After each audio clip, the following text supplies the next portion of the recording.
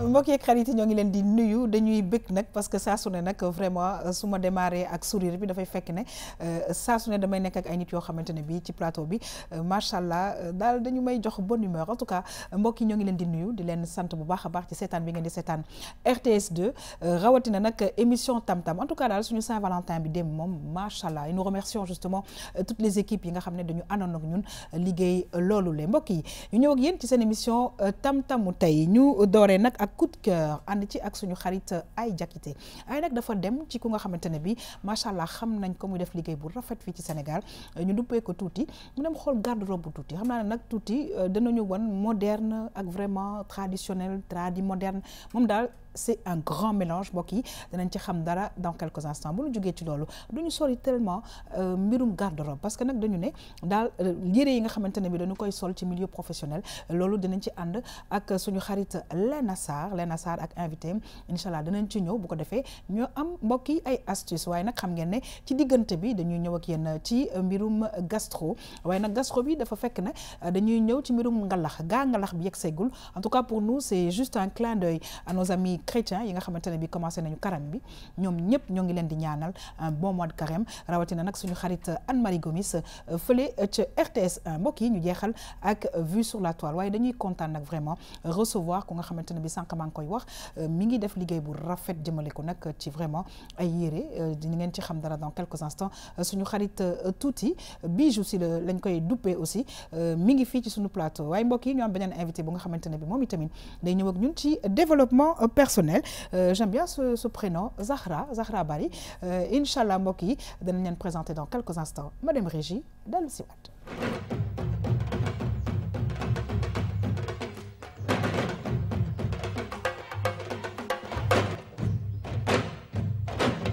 waaw dañuy kontaan nag saa su ne parce que wax naa leen am na nit yoo xam ne bu ñu dend ak man mais attends bonne humeur et nag comme man maay buuram à chaque fois alors c'est vrai que vraiment day prôner l'africaine alors tey ci biir Sénégal xam nga ñun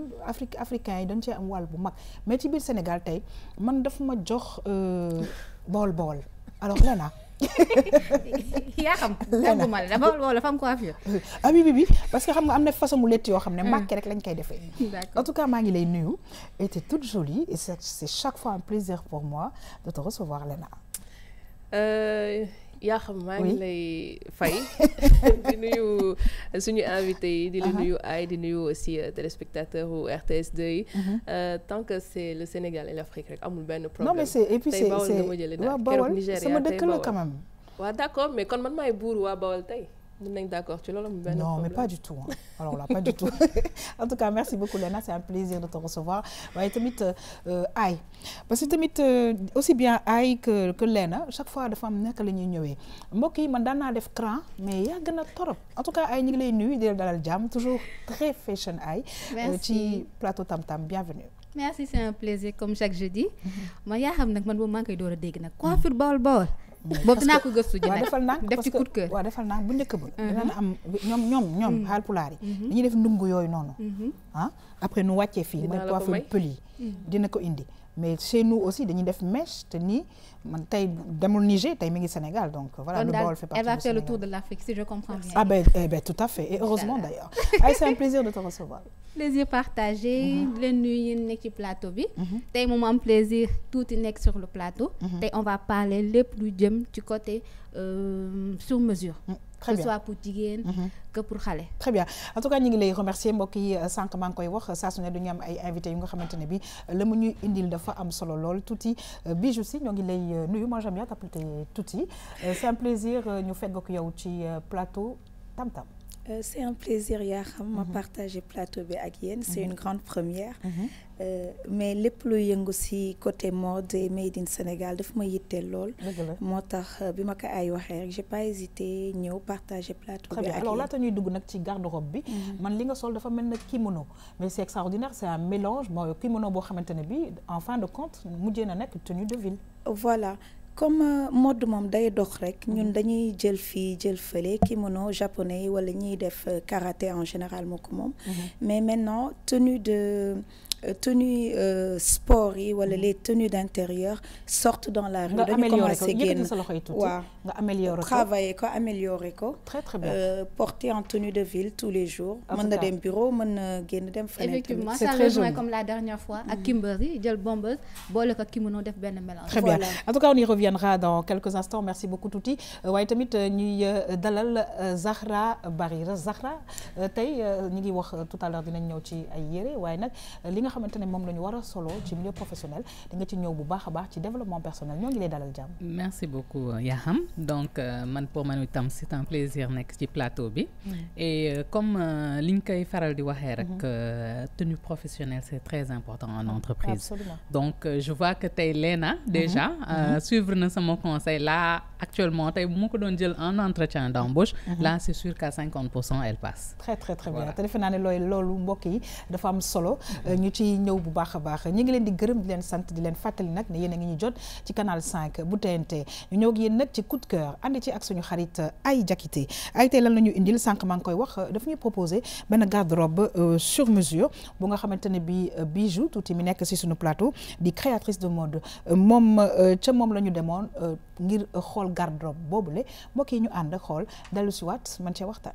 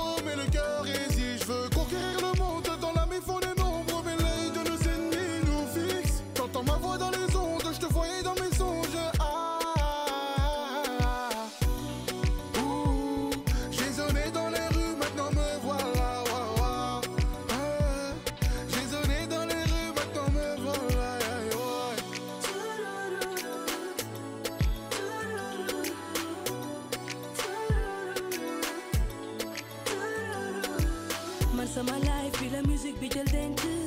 te gore na ba ubbil ma ay buntu ku ñàkk jëriñu man du ma réccu ku ne ca kanam dootoo tala gestu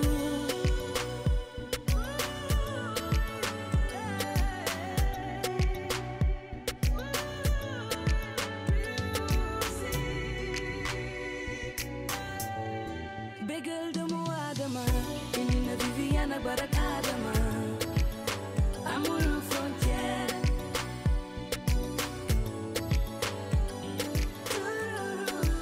man sama life bi la musique bi jël denc te gore na ba ubbil ma ay buntu ku ñàkk jëriñu man du ma réccu ku ne ca kanam dootoo tala gestu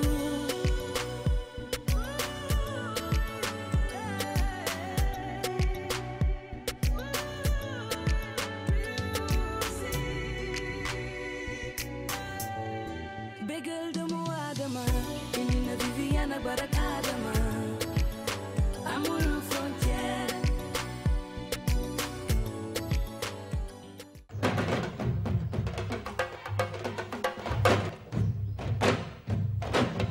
waaw macha allah liggéey boo koy def da nga ci jéem a xarañ suñu xarit ay jakité moom monté élément bi waaye ci mujjantalu waxu Viviane ànd ak musique bi dama ci gis dama ci dégg béggal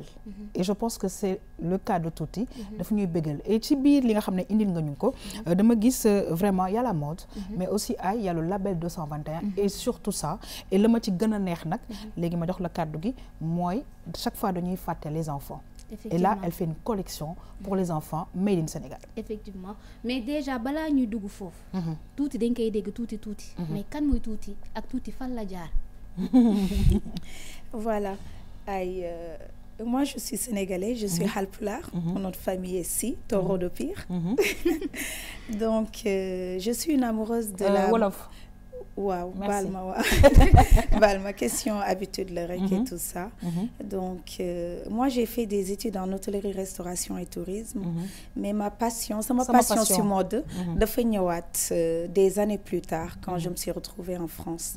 De me visiter une vitrine, haute couture, à chaque fois je passais là-bas, du hall, c'est une refait trop, c'est une vitrine attrayante. Yàlla daal di def benn bés bi may doxantu noonu ci avenue Montaigne bi je suis tombée sur Karl Lagerfeld qui fait pour Chanel ak bien d'autres marques bëgguma di citer turu marques yi ma approché ko comme man je suis assez spontanée ma ñett tali bi rek ñëw jàkkaarloog moom monsieur Lagerfeld bonjour mu ne ma bonjour léegi staff bi comprendre ñu. Il paraît que moom du wax ak ñëpp. Il m'a pris la main et mu ne ma vous êtes très élégante. Ah ma ne ko merci noonu ñu waxtaan mu ne ma cet accent vous venez d'où ma ne ko du Sénégal vous connaissez mu ne ma non il connaît pas mais il a un créateur kenn kuy def ay bijoux qui s'appelle Moko qui est aux États-Unis yenn saa yi da koy defal ay bijoux mais pour wane rek ni suñu artisans yi am nañ talent dañuy solal sax nit ñu mag des fois en fait c'est pas médiatisé voilà c'est pas médiatisé forcément bon bref pour faire court noonu ma ne ko man dina ma bëgg ay affaire mode ak yooyu noonu et tout mu ne ma dinaa la présenter kenn dans le milieu qui s'appelle monsieur Adida, Armand Adida, qui faisait la marque L'Éclaireur. Éclaireur, Soko Dégué, marque là, comme c'est les pop-up stores là, comme genre Colette, les boutiques Colette. Là-bas, vous retrouvez des articles, ça vient un peu partout dans le monde. D'accord. C'est des jeunes créateurs, forcément ne sont pas connus du grand public. Parce que mën nga dégg ay marques yu mag ñëpp xam leen am ñeneen ñi nga xamante ni wax dëgg yàlla doo leen dégg te ñooñu dañuy liggéey lu rafet. Bi ma fa duggee nag ñu jàngal ma lu bari ci détail. Su ma daan ñëw en tant que sénégalaise damay maquillé wu sol sama ay yére yu coloré et tout. Patron bi woo ma mu ñëw mu ne ma Tuuti fii soo ñëw da ngay sol lu neutre doo maquillé wu pour ne pas def ombre si yeneen marques yi mu jàngal ma lu bëri nag mais saa yu ma ñëwoon dama daan mer léegi day jël benn robe bu rafet haute couture lay nekk mën nañ la wax ay prix yi nga xamante ni daf lay sax jaaxal soo solee robe bi ñoom suñu ñëwee tubaab yi wala japonais yi parce que ñoom clientèle internationale la ñu am dañuy apprécier li nga sol dafa rafet assez joli mais moi en tant que sénégalaise du ma woon gis beauté boobu day mel ni tableau d'art donc je me suis intéressée à ça yére bi suñ ko jëlee tàllal ko day nekk benn histoire dañ lay raconter et justement c'est ça qui est extraordinaire si genre marque yooyu ay parce qu'en fait comme nu mu ko waxee yére bu nekk dafay am histoire alors comme ni nga ko laajee je pense que une très très belle rencontre bu mu def loolu mooy expliquer justement détails yi nga xamante ne bi daf ci tenir compte et justement le style que Tuuti a te pourtant ñu bari fii loolu la ñuy kaas fii gars yi mën nañ ñëw mais détail bi finition bi te si je comprends bien yow ci loolu nga gën a accentuer waa ay xam nga nit lu muy passionné wu rek da ngay dem nga gëstu si c'est par la suite si laa dem jàngi stylisme à Esmod j'ai pris des cours du soir parce que boobu c'était pas évident être maman entrepreneur et tout ça mon fils était à bas âge mënuma woon delluwaat dem di jàngi donc j'ai pris des cours du soir vite fait au moins pour connaître les bases du stylisme ak lan mooy stylisme ak yére bi nan lañ ko war a solee nan la war a mel ak yooyu noonu parce que finition mooy yére parce que man dama gëm ni yére bu mu mënta di doon ay nit ñoo ko defar que mu nekk chinois wala turc wala kaneen ak kaneen ñooñu suñu mënee def yére yi ba mu rafet ñun ñu war ko mën a sol gabarit yeeg taille yeeg standard yëpp mën a nekk nekk ñun Sénégal pour man war nañ ko mën a def. d'accord léegi yow comme ni nga xam yaa ngi am sa doom ñu ñëw ci yëre xale yi lan moo la jox idée nga ne xaaral ma def ay prêt-à-porter pour xale made in Sénégal. voilà parce que xale yi souvent dañ leen di fàtte. parce que fii la ñu bokk. parce que yëre mooy li nga xamante ni soo nekkee si àdduna ba ngay génn àdduna da nga koy sol. et je pense que c'est bien pour eux ñuy leen di personnaliser ay yëre aussi. voilà comme adulte ni ñan di def. voilà ay man stade bii ñu toll daal si Afrique le made in Africa. li may wax tout le temps di ko revendiquer mooy dañu war a gëm suñu bopp. parce que man pendant 15 ans j'ai fait du prêt-à-porter di jëndi di indi comme li may wax toujours rek c'est de l'argent qui sort de notre pays. tu crées rien du tout. parce que soo ñëwee dajale xaalis bi fii nii yëpp. Sénégalais yi fay ko c'est bien beau et les vêtements européens ne correspondent pas à la morphologie de la femme africaine. bi ma ñëwee ñi daan ñëw si sama place suñu duggee jënd. dañ ma naan yow tuuti xanaa ñu tuuti ñi rek ngay jaay yére donc on a tendance aussi à oublier les grandes tailles parce que Sénégal ñëpp am biir ak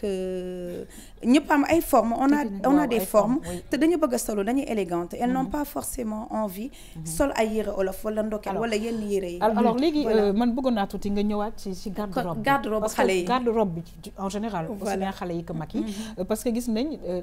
tenue yu bëri ak façon mu tissu yu bëri vraiment sànq tout à l'heure dinañ ci ñëw ci yan milieu et cetera est-ce que yow par exemple sa tenue gis naa ne yu ci bëri vraiment xaw na mën a dem fépp. voilà moi j'ai un style assez classique parce que bëgguma nit kuy jël benn yére rek chargé ko wala def si dara fay si xaalis bu bëri soo ko solee benn yoon muy tëdd sa armoire di nelaw. souvent damay wax clients yi ñëw si man dama leen di laaj yére bi pour lan la ba xam pour xew la wala pour cocktail la wala yére bu nekk ak fu muy dem. am na ay yére yi nga xam ne day passer le temps te du démodé. day rester tout le temps si sa garde-robe wala li nga xam ne day basique nga xam ne soo ko accessoiriser tuuti rek soit avec des boucles d'oreilles wala ay dàll wala pochette day mën a dem liggéey comme mën na dem cocktail mën na génn dëkk bi tamit il faut que ñuy def ay yére yi nga xamante ni nit mën na ko sol voyager comme lii ma sol nii tey su ma doon dem Paris wala faneen du ma rus sol ko mais ndoket wala yeneen genre yére yu encombrant yi du adapté wu peut-être fépp. te sa haut bi bu ñu xoolee mën nga ko boole pantalon mën nga ko boole ak sër voilà surtout sër travail léegi dama koy def ak sër travail mën nga ko boole ak jupe mais aussi tamit tuuti bëgg naa ñu dugg benn côté bu xaw a sensible ay nañu may ñoom leen nañu fa d'accord c'est passionnant mais on y va alors Léna peut-être une question. man je salue vraiment liggéey bu muy def parce que mooy li may wax rek à chaque fois bu ma doon def label 221 dañu war a gëm ñun suñu bopp Afrique mais dama bëggoon ñëw ci côté promotion bi parce que c'est vrai que ñun war nañu defal loo xam ne ñun dañ koy sol mais est-ce que di nga def par exemple ay défilés que ce soit ici au Sénégal wala à l'international? Pour l'instant non, j'ai participé au Fashion Week parce que man su may liggéey au fait publicité bi li ngay sol wala li ngay def mooy def publicité bi je travaille beaucoup sur recommandation souvent ñiy ñëw si tuuti ñëpp dañuy sol dara diw indi kenn kooku indi kaneen indi kaneen et tout ça parce que loolu lu muy sol rafet na parce que man dama gëm ni sooy def lu baax foo mënta di nekk nit ñi dinañ la fa fekk léegi beneen problème bi ñu am mooy peut-être tuuti syndrome Almadi bu mu am parce que nit ñi soo nee Almadi rek dañ naan kooku dafa cher wala ñi la xam foofu laa doon bëgg a ñëw jëm si mooy côté prix bi parce que ñu bëri dañu naan bëgg na qualité rafet na mais dafa cher. waaw mais ay qualité tamit dafa am prix. xam nga ku nekk li nga am rek ngay duggee marché. alors que yow nekkoo fi pour benn classe rek c'est-à-dire que ku ñëw ci yow dina mun a vraiment am c'est pour toutes les bourses. Oui. Et même pour les enfants et je pense que c'est l'objectif en fait. C'est ça, c'est que bu ñu defee Made in Sénégal ñun ñoo ko defee mu mun accessible aussi. Voilà, que mu accessible à tout le monde. Que pour le Sénégalais lambda. ak ñëpp am nañ cible tamit. Clientèle parce que mënoo jël ñëpp wala ñawal ñëpp et tout ça donc surtout si pour xale yi parce que man dama bëgg suñu doom yi di sol suñu yére bëggatuma. léegi yow lan ngay def pour jigéen ñi rek. non on fait aussi pour góor. Okay. dañuy def yére góor dañuy def yére jigéen dañuy def yére xale.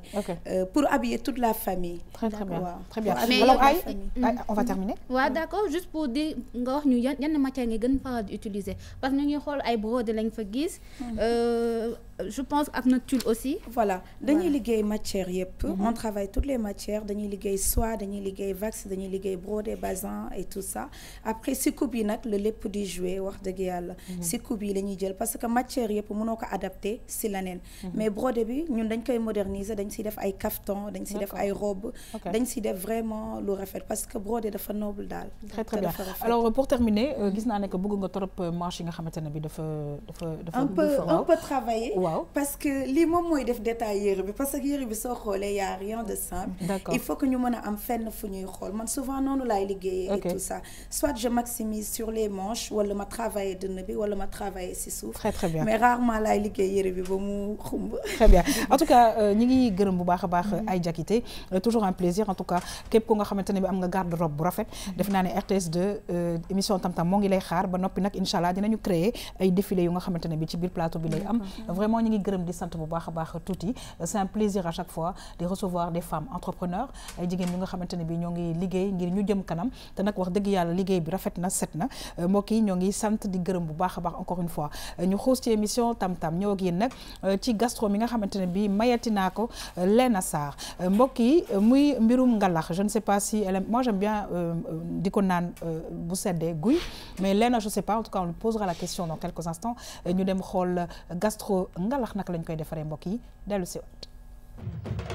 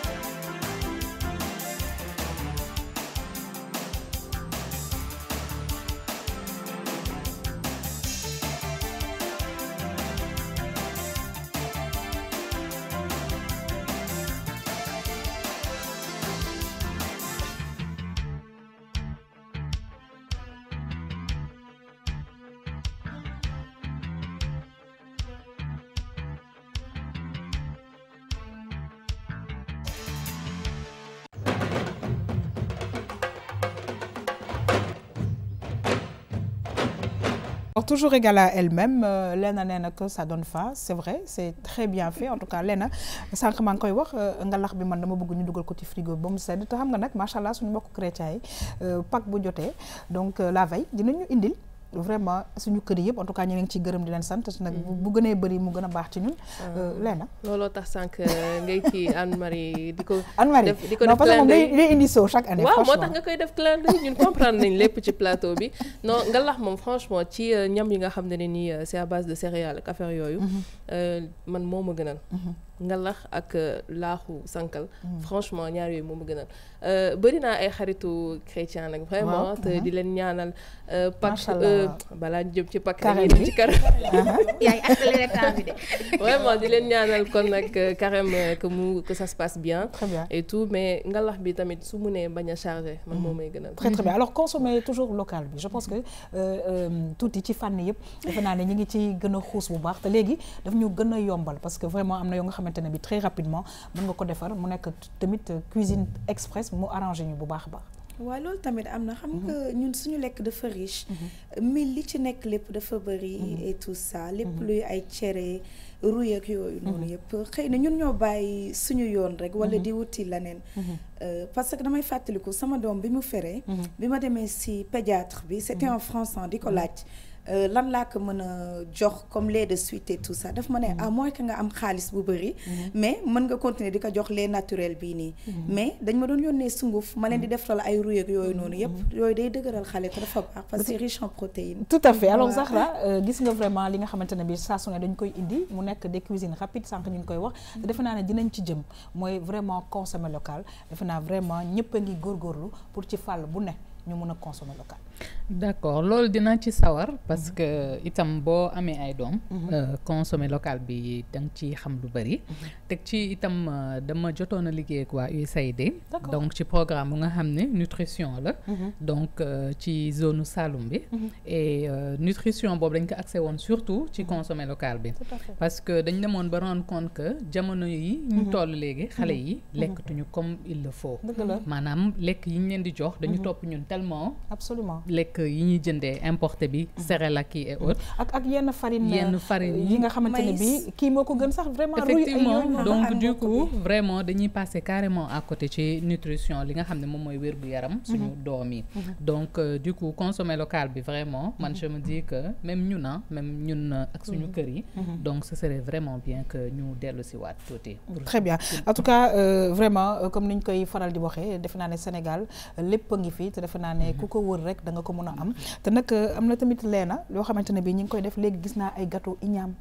ay gâteaux mais extraordinaire on en a mangé hier mais je connais des choses voilà des transformations exactement je connais une dame boo xam ne smoothie lay def ak à base de mil ak maïs. ah bon smoothie laa la wax de. c'est vrai waaw te doomam dafa amee anémie. mais chaque matin loolu la koy jox pour mu naan ko et vraiment. c'est délicieux anémie bi dafa si c'est très délicieux. waaw ak ay biscottes yoo xam ne nii c'est fait maison mais bu ñu la nee lii des fois dañ la koy jox nga lekk wala ay gâteau ak. ah oui gâteau yi j'ai goûté hein patate igname c'est ça et puis ay glace toll glace di tax glace màdd magnifique tant que waxuñu la ko doo ko mën a comprendre. tout à fait en tout cas ay dañuy xuus xam naa waaye nag vraiment consommer local bi defe naa ne am na solo torop ci ñun ci fànn bu ne te autosuffisance alimentaire mën nañu góorgóorlu am ko effectivement moi je trouve que c'est une bonne chose ba pare aussi léegi ñu nekk extérieur sonnatuñu parce que lépp dañ koy conserver def ko ci ay sachets et comme tu dis vite fait nga préparer ko et tu peux manger très bien te c'est bien aussi tamit de découvrir comme na nga mën a jël glace def ci màdd ça nous permet de découvrir autre chose et day permettre aussi tamit merci ba pare day permettre aussi étrangers yi découvrir tamit suñu fruits et c'est très bon ak nu mu tuddati buy et cetera dagguma la pour te dire ni ñu koy waxati sax batañse lay wax wala. waaw batañse voilà pour te dire gisoon naa ko ñu defal ko beñe te pourtant man ci ceeb nii duma ko lekk mais beñe bi j'ai beaucoup apprécié. waaw parce que nag yi ñu ciy def dafa nekk lu am solo en tout cas ñu ngi lay remercier mbokk yi ñu xuus ak yéen na ñëw ak yéen ci développement personnel sànq ñu ngi koy wax ñu ne importance su yére ci milieu bi nga xamante ne bi de milieu professionnel la milieu bi ngay liggéeyee waaye tamit ci voilà la vie en général naka la ñuy solee ay yére ci yan circonstances lañ koy sol naka la yére mën a am daal yu mu jox doomu aadama mbokk yi ñu xool lan la ñu ci Léna Sarr indil fii ci développement personnel dellu waxtaan ci ak suñu invité ñu dem dellu si.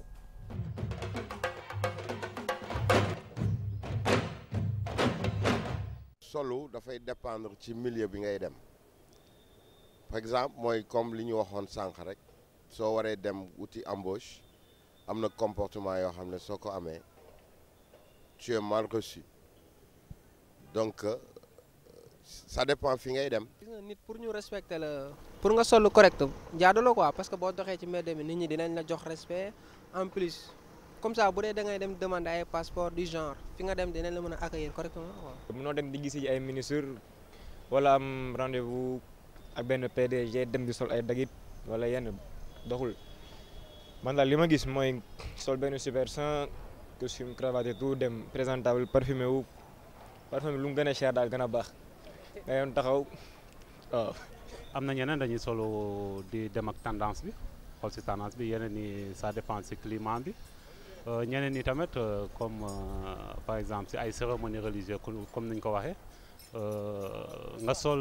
ay sabado yogi ay saki moo gën a visible que ngay sol ay costume ou autre mais ñeneen nit tamit mën nañu bëgg a sol par rapport ak tendance bi wala temps bi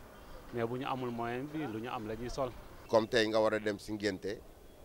mu wóor la que ne lii c'est africain moi je préfère nga sol yére olof là dinañ la mun a xool bu rafet mais tey su ñëpp solee tenue africain yow nga ñëw sol yére tubaab dafa mel ne dafay am beneen affaire boo leen di woon. waaw mu doon nag vraiment sujet bu am solo bu ñu leena indi leena c'est vrai que nag yére bu ne dafa am fu mu war a dem et loolu dafa bokk ci personnalité nit ki ak naka la nit ñi di gisee et loolu defe naa ne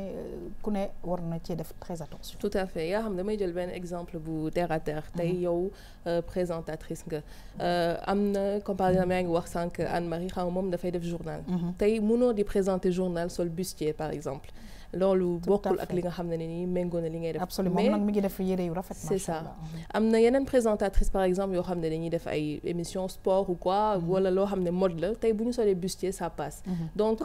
colin dafa war a méngoo ak li ngay def. dëgg la mais sànq aussi am na kenn ku ko wax parce que souvent on pense que boo solee comme man ni ma def nii tey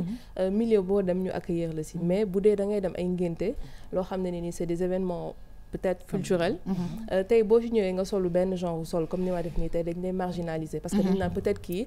gëmul boppam wala tegul boppam africain d'où l'importance de plus en plus stylistes yi di def ay modèles yoo xam ne passe partout la classique c'est ça parce que dañuy gis y a le costume africain yi nga xam ne góor yi ñoom ñi ngi koy gën di sol donc c'est entre costume tubaab ak yére olof donc loolu aussi muy entretien d'embauche muy génte ak foo mënti dem je vois que ça passe donc loolu dafa am importance aussi tenue bi te am na kenn ku ko wax ci élément bi aussi xeeñ parfum bi tamit am na ci solo parce que boo solo ba na mel ni tàngal tamit ba pare nga ñëw li ngay xeeñ tamit neexul ba tey dañ lay repousser sànq Zahra may na ma 50% bu fekkee ni voilà donc may naa la 50% ci loolu et damay rebondir ci li mu wax déjà parce que c'est très important affaire parfum bi mais au-delà de ça aussi haleine bi day compter parce que xam nga ñun recruteurs yi lépp nañuy xool duñu bàyyi dara lépp nañuy xool donc tey comme par exemple li may faral di wax bu ñu ñëwee ci salle interview am ñun bu ñu génnee pour accueillir candidats yi dès que ñu génn taxaw gis ñu nekk foofu yëpp ñi fa toog yëpp ñun déjà ciblé nañ ñi nga xam ne leer na ni que dinañ jàll. absolument parce que ci solo bi la. comme sànq li ma la wax. tey boo nekkoon tey ci entretien d'embauche tey ci plateau bi bu ñu doon jël exemple ñu doon def entretien d'embauche yow c'est sûr que à 50% jàll nga. c'est sûr parce que da nga solu. sol bi nga xam ne milieu professionnel la. ci liggéeyukaay nga ñëw. D'accord. Donc c'est très important comme li mu wax. itam damay rejoindre sànq tuuti li mu wax dafa wax lu am importance. mooy ci forme yi.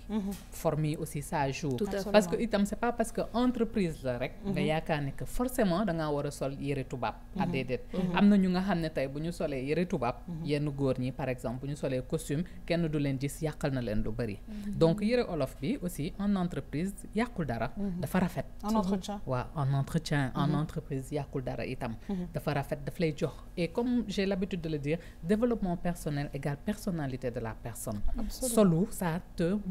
montre qui tu es. D'habitude les gens disent l'habit ne fait pas le moine mais c'est pas toujours en fait l'habit fait le moine. Dans certaines situations et type situation yu beaucoup ça fait le moine c'est important li may faral di wax toujours c'est important mais tey nit ñi xamuñu ko da ngay gis tey jeune bu nga xam ne da nga koy woo entretien d'embauche mu ñëw mu defaral la seen check down yooyu loolu soo ko defee déjà c'est sûr que dama lay éliminer nga gis benn xale bu jigéen boo xam ne elle a un doctorat sur son CV am expérience professionnelle bu am solo mu ñëw en entretien d'embauche li ma wax keroog rek mu may la seen rouge à lèvres bu ñuul kukk bi defaral la pose yi voilà justement alors c'est vrai que port vestimentaire bi Léna dafa aussi ànd ak maquillage bi ak coiffure bi parce que comme ni ñu ko waxee milieu professionnel surtout nag booy dem pour ñu jël la fenn fi ngay liggéey mënoo ñëw avec des mèches blondes tu peux pas venir avec des cils comme ça tu peux pas venir par exemple ak bijoux yi voilà et cetera c'est-à-dire que il faut que ñu jéem a xool parce que li ñuy wax ni c'est très important liggéeykaay am na doxantu am na li nga xam ne sa kër nga koy def am na vraiment yaa xam gis loolu dafa am importance parce qu'on parle du port vestimentaire mais ça c'est un tout parce que tey man par exemple nit bu may wax ak yow muy góor di jigéen li may njëkk a xool mooy sa loxo est-ce que say loxo set na est-ce que say ongles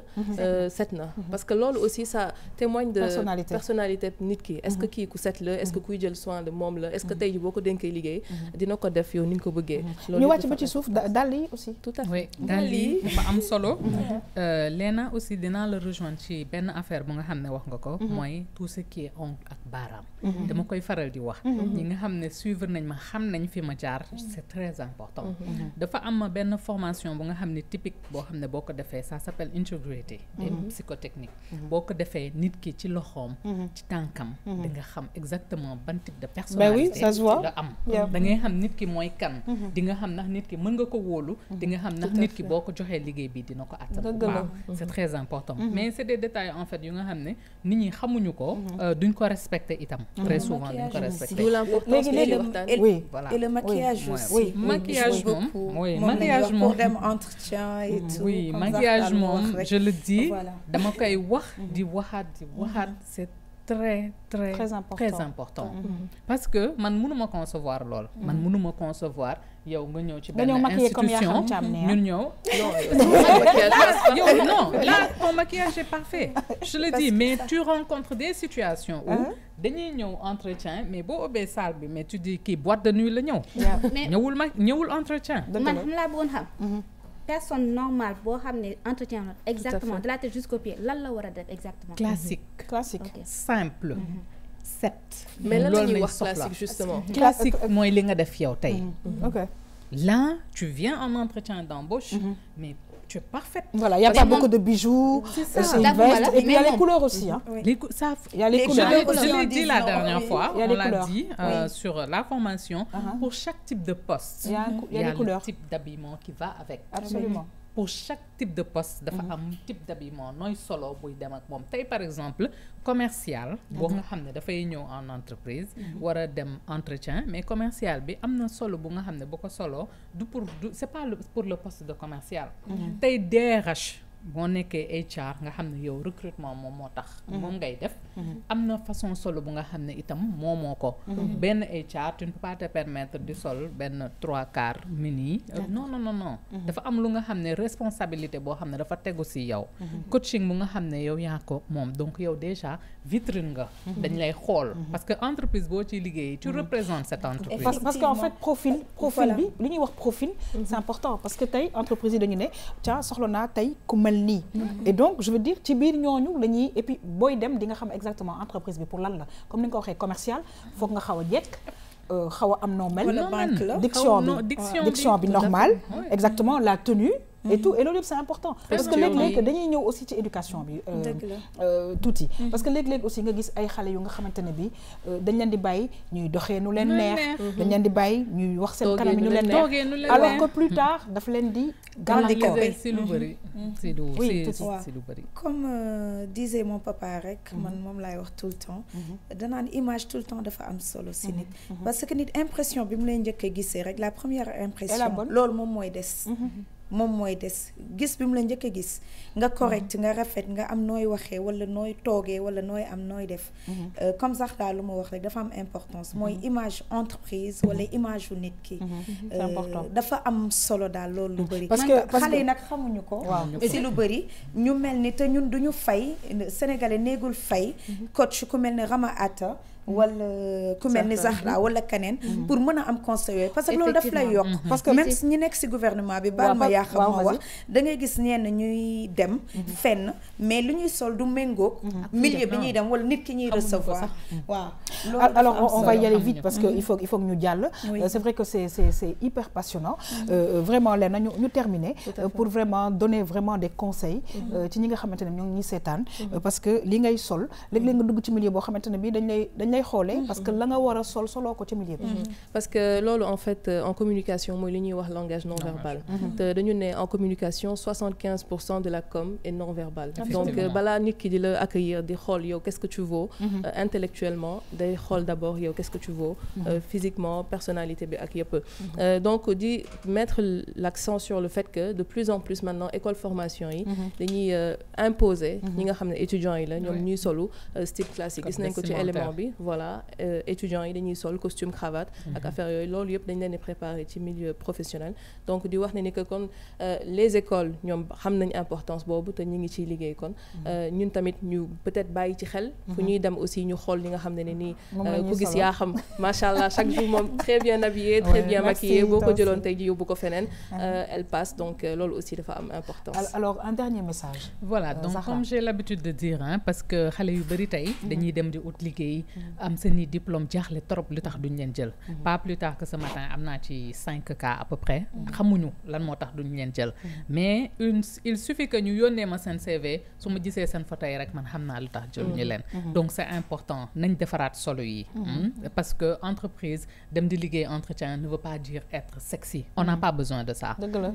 correction nañ soxla correction xoolal ni ngay solo xoolal li ngay taxawee xoolal li ngay waxee c'est très important xoolal ni ngay xoolee lépp xoolal sa geste yi lépp parce que bu la yàlla natoo nga dajeeg benn HR wala benn coach bu mel ni Zahra moom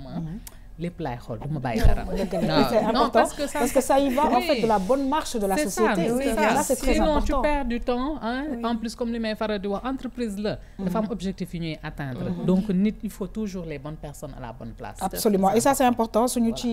jógee defe naa ne dinañ mën a dem ci kanam et je pense que c'est l'objectif mbokk yi ñu jeexal émission bi ak Vue sur la toile.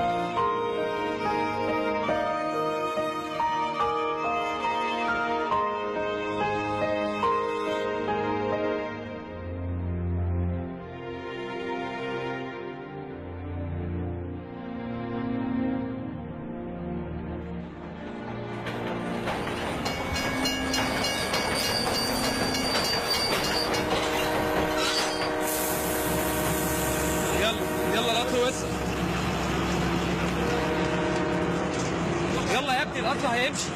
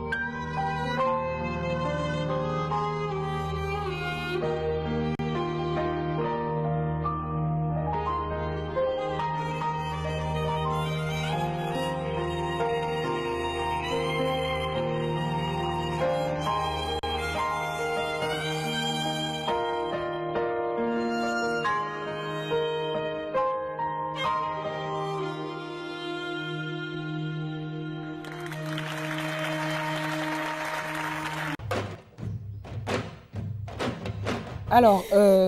voilà, je vais commencer par Touti, parce que apparemment Touti est aussi émotive comme moi, mais taille, je vais me retenir. Lena aussi. Alors, Touti, là, nous avons sur la toile. Image bi mooy li ma si jàng daal mooy il faut toujours partager parce que ni tout le temps di nga am lu ne siiw si sa wet ngay sant yàlla di xool kaneen li mu am parce que yàlla moom mooy maye te yamlewul daal moom laay wax tout le temps c'est important que xale wala nit mu doylu daal parce que kii amul gaa man li ma si jàng mooy ay caraxam la yore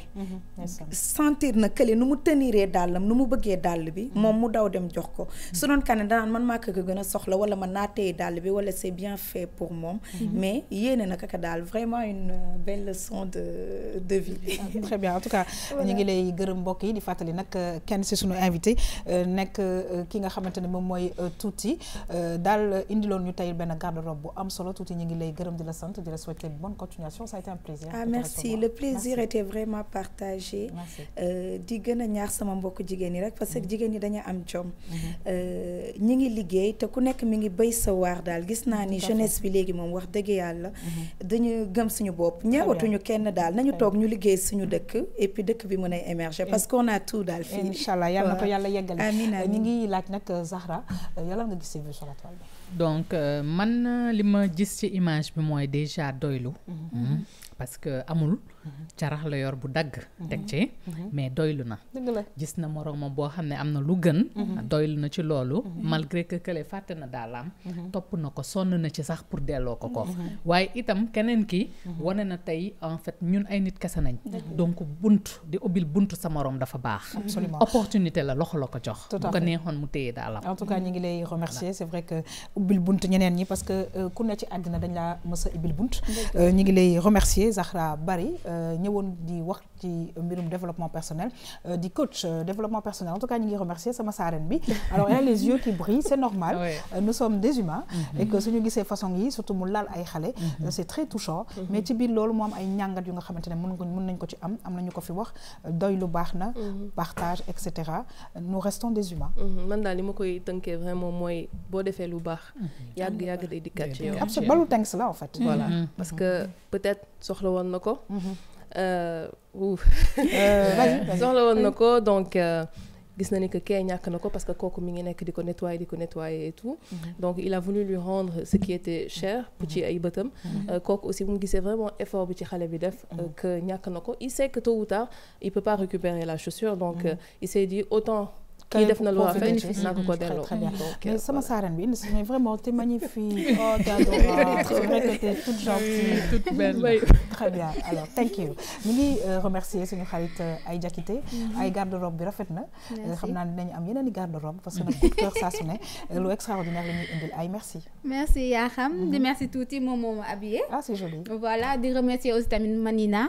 institut xam ne moom moo ma coiffé très bien numéro téléphone 77 610 69 68 très bien et aussi comme ni mu ko waxee du xale rek même entre mag nañ jàppalante parce que nit ki bu la tane nga bàyyi nga jàppale keneen ni ñu ko waxee sànq rek